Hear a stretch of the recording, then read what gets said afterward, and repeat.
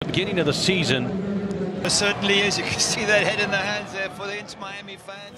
আমন্ত্রণ জানাচ্ছি পল্লী টিভির খেলাধুলা বিষয়ক নিয়মিত অনুষ্ঠান পল্লী স্পোর্টসে।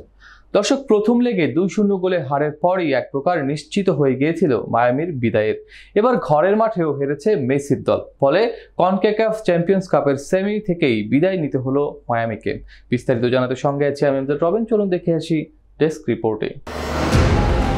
বাংলাদেশ সময় বৃহস্পতিবার ভ্যাঙ্কুভারের কাছে 3-1 গোলে হেরেছে ইন্টার মায়ামি।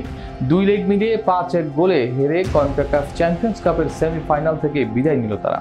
প্রথম লেগে হারের পর ঘুরে দাঁড়ানোর চেষ্টায় শুরু থেকে আক্রমণাত্মক ফুটবল খেলতে থাকে মায়ামি। তার ফলও পেয়ে যায় ম্যাচের 9 মিনিটে। সুয়ারেজের পাস থেকে গোল করেন আলবা। প্রথমার্ধ শেষ হয় মায়ামির 1 গোলের লিড নিয়ে। দ্বিতীয়ার্ধে উল্টো চিত্র। দ্বিতীয় হাফে উল্টো মায়ামির উপর চেপে বসে ভ্যাঙ্কুভার। 51তম মিনিটে সমতায় ফেরে তারা। গোল করেন ব্রায়ান হোয়াইট। তার 2 মিনিট পরই আবারও মায়ামির জালে বল পাঠায় সফরকারীরা। এবার স্কোরার পেদ্রো ভিতা। দর্শক, এরপর একের পর এক আক্রমণ করেও গোলের দেখা পাননি মেসি সুয়ারেজেরা। 71তম মিনিটে আরও 1 গোল হজম করে মায়ামি।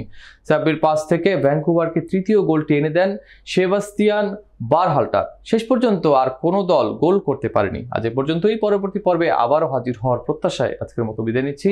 আল্লাহ হাফেজ।